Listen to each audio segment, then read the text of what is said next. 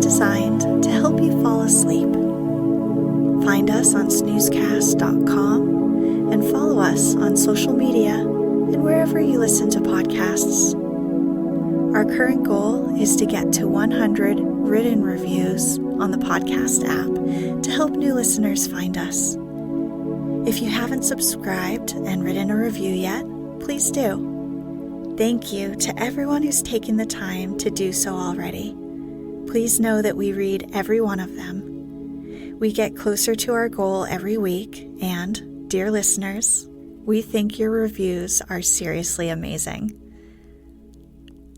This episode is supported by Lavender Essential Oil. Tonight, we'll be reading the opening to Sea and Sardinia, a travel book by the English writer D.H. Lawrence. It describes a brief excursion undertaken in January 1921 by Lawrence and his wife from Sicily to the interior of Sardinia. Despite the brevity of his visit, Lawrence distills an essence of the island and its people that is still recognizable today.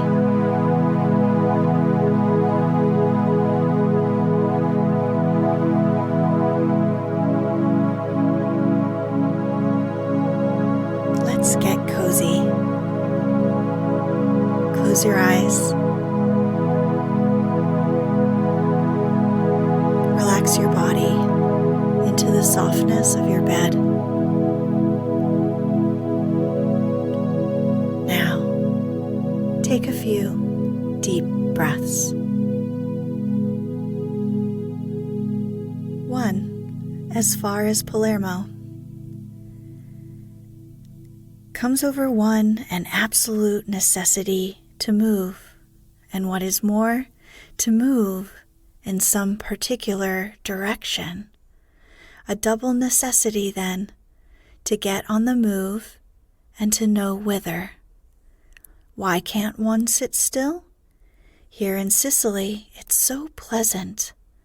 The sunny Ionian Sea, the changing jewel of Calabria, like a fire opal moved in the light.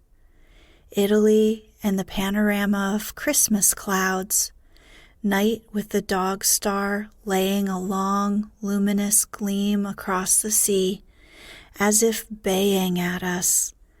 Orion marching above. How the dog star Sirius looks at one. He is the hound of heaven, green, glamorous, and fierce. And then, oh, regal evening star, hung westward, flaring over the jagged dark precipices of tall Sicily. Then Etna, that wicked witch, resting her thick white snow under heaven, and slowly rolling her orange-colored smoke. They called her the Pillar of Heaven, the Greeks. It seems wrong at first, for she trails up in a long, magical, flexible line from the sea's edge to her blunt cone, and does not seem tall. She seems rather low, under heaven, but as one knows her better, oh, awe and wizardry, remote under heaven, aloof, so near, yet never with us. The painters try to paint her, and the photographers to photograph her, in vain. Because why? Because the near ridges, with their olives and white houses, these are with us. Because the riverbed and Naxos under the lemon groves, Greek Naxos deep under dark-leaved, many-fruited lemon groves, Etna's skirts and skirt bottoms, these still are our world, our own world. Even the high villages among the oaks on Etna. But Etna herself, Etna of the snow and secret changing winds, she is beyond a crystal wall. When I look at her, low, white, witch-like under heaven, slowly rolling her orange smoke and giving sometimes a breath of rose-red flame, then I must look away from earth, into the ether, into the low empyrean. And there, in that remote region, Etna is alone. If you would see her, you must slowly take off your eyes from the world and go a naked seer to the strange chamber of the empyrean, pedestal of heaven. The Greeks had a sense of the magic truth of things. Thank goodness one still knows enough about them to find one's kinship at last. There are so many photographs.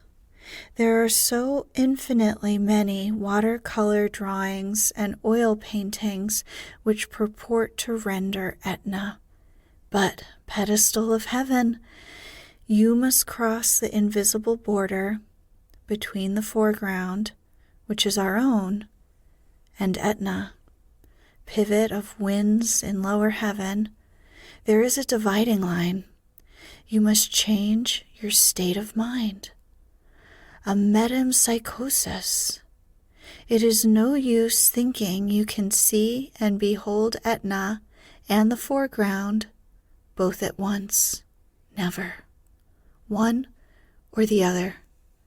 Foreground and a transcribed Etna, or Etna, pedestal of heaven. Why, then, must one go? Why not stay? Ah, what a mistress, this Etna, with her strange winds prowling round her like Circe's panthers, some black, some white, with her strange, remote communications and her terrible dynamic exhalations. She makes men mad. Such terrible vibrations of wicked and beautiful electricity she throws about her like a deadly net. Nay, sometimes, verily, one can feel a new current of her demon magnetism seize one's living tissue and change the peaceful life of one's active cells. She makes a storm in the living plasm and a new adjustment, and sometimes it is like a madness. This timeless Grecian Etna, in her lower heaven loveliness, so lovely, so lovely. What a torturer! Not many men can really stand her without losing their souls. She is like Circe. Unless a man is very strong, she takes his soul away from him and leaves him not a beast, but an elemental creature, intelligent and soulless. Intelligent, almost inspired, and soulless, like the Etna Sicilians. Intelligent demons, and humanly, according to us, the most stupid people on earth. Ah, horror! How many men has Etna put to flight? It was she who broke the quick of the Greek soul, and after the Greeks, she gave the Romans, the Normans, the Arabs, the Spaniards, the French, the Italians, even the English. She gave them all their inspired hour and broke their souls. Perhaps it is she one must flee from. At any rate, one must go, and at once. After having come back only at the end of October, already one must dash away. And it is only the 3rd of January, and one cannot afford to move, yet there you are. At the Etna bidding one goes. Where does one go? There is Girgenti by the south. There is Tunis at hand. Girgenti and the sulfur spirit and the Greek guarding temples. To make one madder? Never. Neither Syracuse and the madness of its great quarries. Tunis? Africa? Not yet. Not yet. Not the Arabs? Not yet. Naples? Rome? Florence? No good at all. Where then?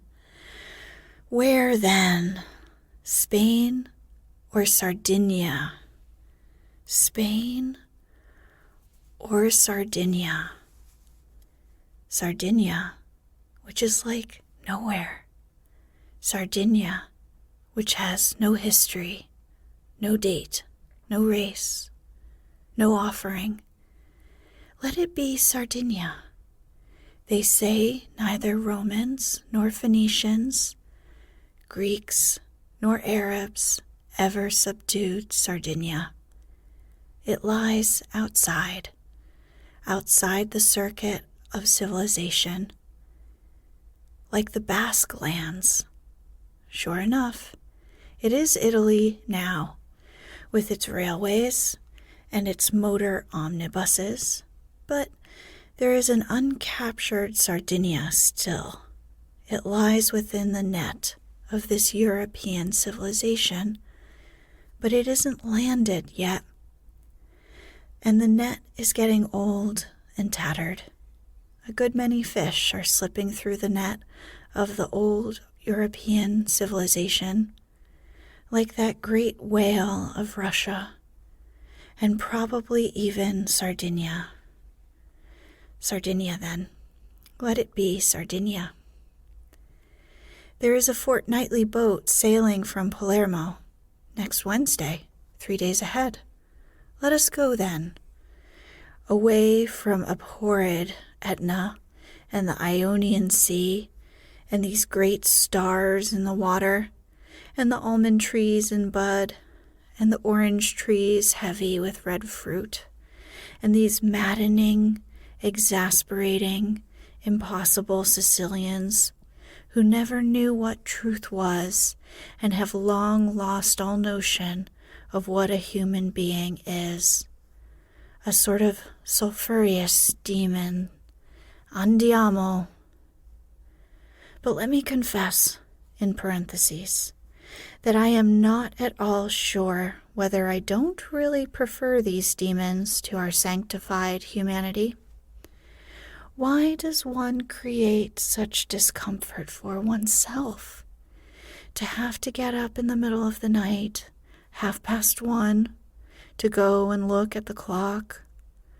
Of course, this fraud of an American watch has stopped with its impudent phosphorescent face.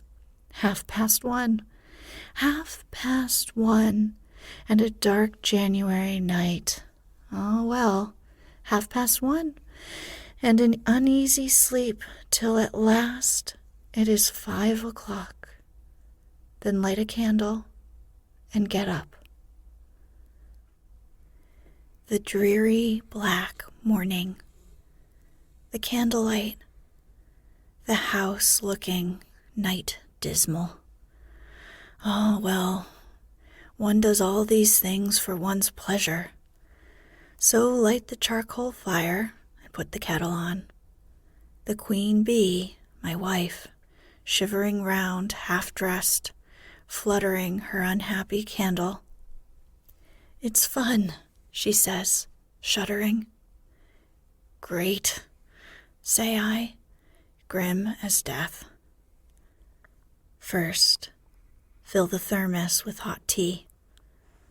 Then, fry bacon, good English bacon from Malta, a godsend indeed, and make bacon sandwiches.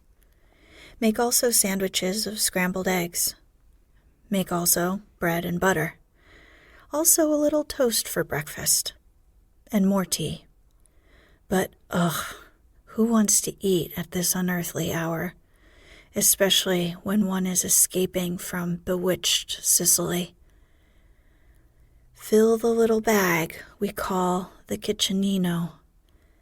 Methylated spirit, a small aluminum saucepan, a spirit lamp, 2 spoons, 2 forks, a knife, 2 aluminum plates, salt, sugar, tea, what else? The thermos flask, the various sandwiches, 4 apples, and a little tin of butter. So much for the kitchenino for myself and the queen bee. Then my knapsack and the QB's handbag. Under the lid of the half-cloudy night sky, far away at the rim of the Ionian Sea, the first light, like metal fusing. So, swallow the cup of tea and the bit of toast. Hastily wash up so that we can find the house decent when we come back. Shut the door windows of the upper terrace and go down. Lock the door, the upper half of the house made fast. The sky and sea are parting like an oyster shell with a low red gape. Looking across from the veranda at it, one shivers. Not that it is cold. The morning is not at all cold, but the ominousness of it, that long red slit between a dark sky and a dark Ionian Sea, terrible old bivalve which has held life between its lips so long. And here, at this house, we are ledged so awfully above the dawn, naked to it. Fasten the door windows of the lower veranda. One won't fasten at all. The summer heat warped it one way. The masses of autumn rain warped it another. Put a chair against it. Lock the last door and hide the key. Sling the knapsack on one's back. Take the kitchenino in one's hand and look round. The dawn red widening between the purpling sea and the troubled sky. Very dark under the great carob tree as we go down the steps.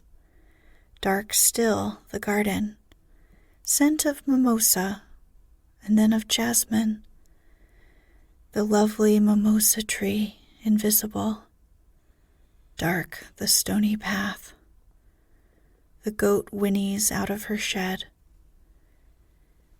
The broken Roman tomb which lolls right over the garden track does not fall on me as I slip under its massive tilt.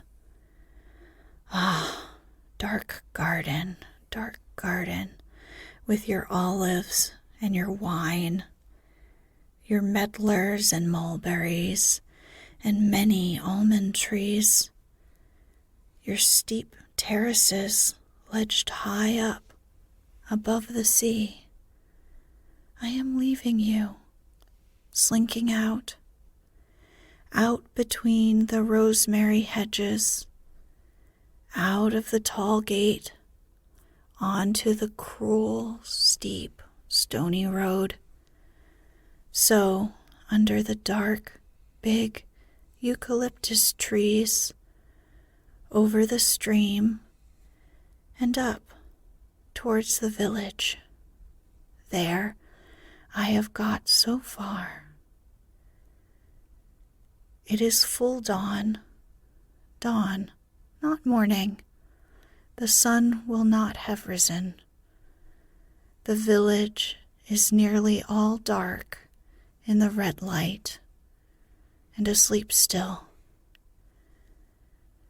No one at the fountain, but the gate too dark still. One man leading a horse round the corner of the Palazzo Carvaia. One or two dark men along the Corso. And so over the brow, down the steep cobblestone street between the houses, and out to the naked hill front. This is the dawn coast of Sicily, nay, the dawn coast of Europe, steep, like a vast cliff, dawn forward, a red dawn with mingled curdling dark clouds and some gold. It must be 7 o'clock.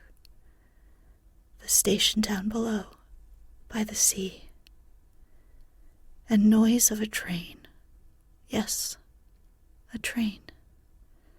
And we still high on the steep track, winding downwards. But it is the train from Messina to Catania, half an hour before ours, which is from Catania to Messina. So jolt and drop and jolt down the old road that winds on the cliff face. Etna across there is smothered quite low in a dense puther of ink-black clouds, playing some devilry in private, no doubt. The dawn is angry red and yellow above. The sea takes strange colors. I hate the station, pygmy, drawn out there beside the sea. On this steep face, especially in the windless nooks, the almond blossom is already out. In little puffs and specks and stars, it looks very like bits of snow scattered by winter. Bits of snow, bits of blossom. 4th day of the year, 1921. Only blossom. And Etna indescribably cloaked and secretive in her dense black clouds. She has wrapped them quite round her, quite low round her skirts. At last, we are down. We pass the pits where men are burning lime, red-hot round pits, and are out on the highway. Nothing can be more depressing than an Italian high road. From Syracuse to Airolo, it is the same. Horrible, dreary, slummy high roads the moment you approach a village or any human habitation. Here, there is an acrid smell of lemon juice. There is a factory for making citrate. The houses flush on the road under the great limestone face of the hill, open their slummy doors and throw out dirty water and coffee dregs. We walk over the dirty water and coffee dregs. Mules rattle past with carts. Other people are going to the station. We pass the Dazio and are there. Humanity is, externally, too much alike. Internally, there are insuperable differences. So one sits and thinks, watching the people on the station, like a line of caricatures between oneself and the naked sea and the uneasy, clouding dawn. You would look in vain this morning for the swarthy feline southerner of romance. It might, as far as features are concerned, be an early morning crowd waiting for the train on a North London suburb station. As far as features go, they are mostly young fellows going up the line to Messina, to their job. Not artisans, lower middle class, and externally so like any other clerks and shopmen, only more shabby, much less socially self-conscious. They're lively. They throw their arms round one another's necks. They all but kiss. One poor chap has had earache, so a black kerchief is tied round his face, and his black hat is perched above, and a comic sight he looks. No one seems to think so, however. Yet they view my arrival with a knapsack on my back with cold disapprobation, as unseemly as if I had arrived riding on a pig. I ought to be in a carriage, and the knapsack ought to be a new suitcase. I know it, but am inflexible. That is how they are. Each one thinks he's as handsome as Adonis and as fetching as Don Juan. Extraordinary. At the same time, all flesh is grass, and if a few trouser buttons are missing, or if a black hat perches above a thick black face muffle and a long, excruciated face, it is all, of course, nature. And that also is how they are, so terribly physically all over one another. They pour themselves one over the other, like so much melted butter over parsnips. They catch each other under the chin with a tender caress of the hand, and they smile with sunny, melting tenderness into each other's face. Never in the world have I seen such melting, gay tenderness as between casual Sicilians on railway platforms.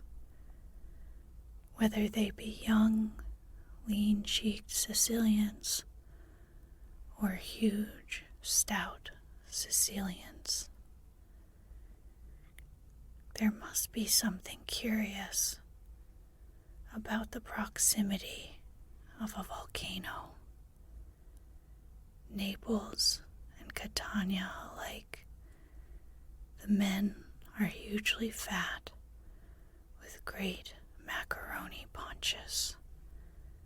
They are expansive and in a perfect drip of casual affection and love. But the Sicilians are even more wildly exuberant and fat and all over one another than the Neapolitans. They never leave off being amorously friendly with almost everybody, emitting a relentless physical familiarity that is quite bewildering to one not brought up near a volcano.